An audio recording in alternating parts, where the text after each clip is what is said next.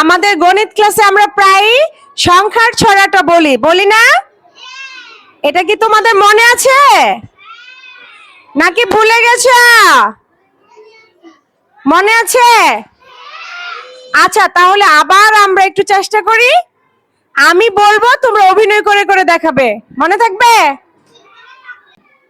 এইভাবে এক লিখি, এইভাবে দুই,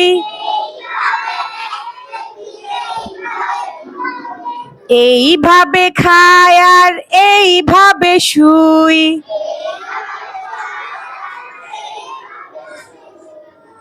এইভাবে তিন লিখি, এইভাবে চার,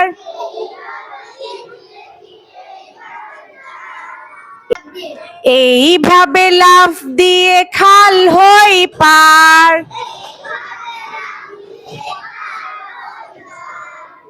এইভাবে পাঁচ লিখি, এইভাবে ছয়,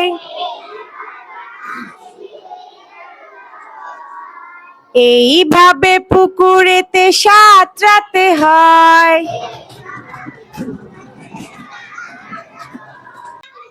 এইভাবে সাত লিখি, এইভাবে আট, এইভাবে কাটতে হয় ধান আর পাট, এইভাবে নয় লিখি, এইভাবে দশ, এইভাবে পান করি খেজুরের রস।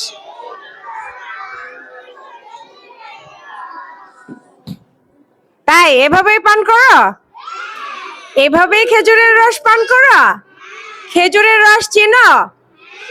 খেজুরের রস কোথা থেকে আসে বলো তো? খেজুরের গাছ থেকে। কখন?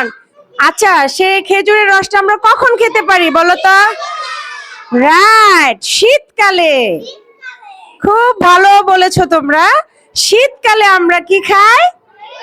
খেজুরের রস। অন্য সময় খেতে পারি না, অন্য সময় খেজুরের রস পাওয়া যাবে না, তাই না? আর খেজুরের রস কিভাবে সংগ্রহ করে সেটা কেউ দেখেছো? কিভাবে বলো তো? ওকে, হ্যাঁ, খেজুরের গাছে একটু অংশ কেটে, হ্যাঁ, সেখানে একটা পাত্র, মাটির পাত্র অথবা যে কোনো পাত্র, হ্যাঁ, রেখে দেওয়া হয়, তাই না?